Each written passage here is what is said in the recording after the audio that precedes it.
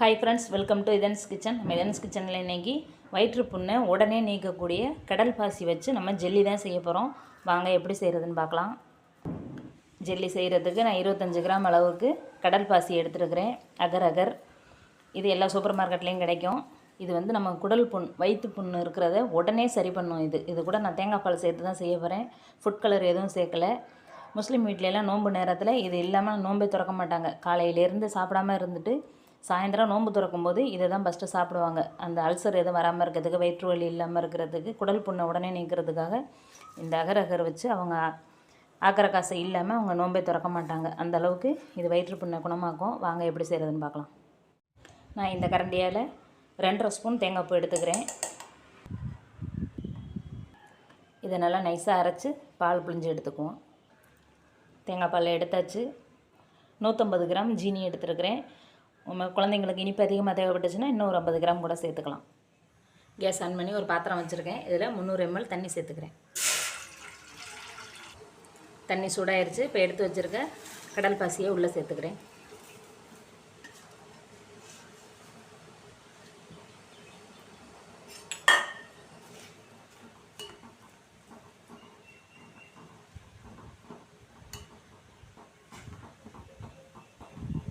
இதிலே கொஞ்சம் 1 ஸ்பூன் பூஸ்ட்டும் கொஞ்சமாக ப்ரூ காபி தூளும் சேர்த்து செஞ்சோம்னா சாக்லேட் ஃப்ளேவர் வந்துடும்.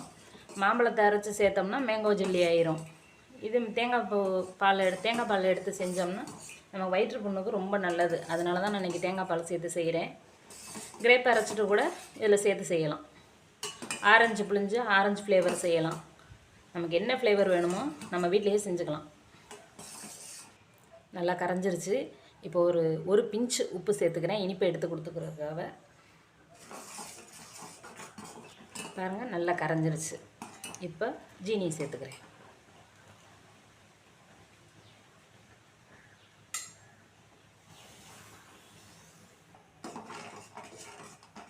இனிப்பை செக் பண்ணிவிட்டு கூட நம்ம இன்னும் கொஞ்சம் இனிப்பு சேர்க்குறதா இருந்தால் சேர்த்துக்கலாம்.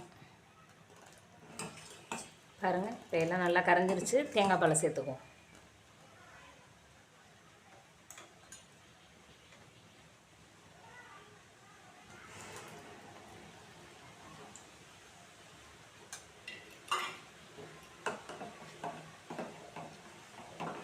தேங்காய் பால் சேர்த்ததுக்கப்புறம் ரொம்ப நேரம் கொதிக்க வைக்கக்கூடாது. பொங்குனோன்னே இறக்கிடணும். அவ்வளோதான், கேஸ் ஆஃப் பண்ணிடலாம். இதை ஒரு பிளேட்டுக்கு மாற்றிட்டு ஆறுனதுக்கப்புறம் நம்ம பீஸ் போட்டு சாப்பிடலாம். இல்லைன்னா கப்பில் ஊற்றிக்கலாம். சின்ன சின்ன கப்பில், குட்டி குட்டி கப்பில் ஊற்றி குழந்தைங்களுக்கு கொடுக்குறதுன்னா நம்ம கடையில் உள்ள ஜெல்லி போலவே கொடுக்கலாம்.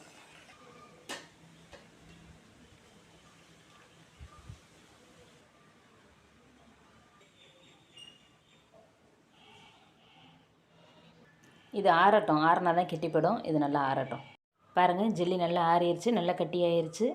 இந்த பிளேட்டில் இருக்கிறத நம்ம பீஸ் போட்டுக்கலாம். இதை அப்படியே கவுத்தரலாம்.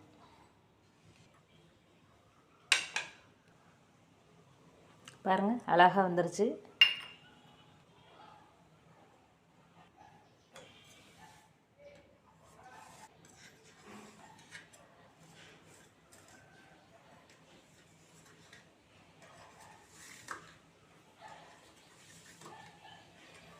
இந்த மாதிரி நமக்கு பிடிச்ச சைஸில் பீஸ் போட்டு எடுத்துக்கலாம்.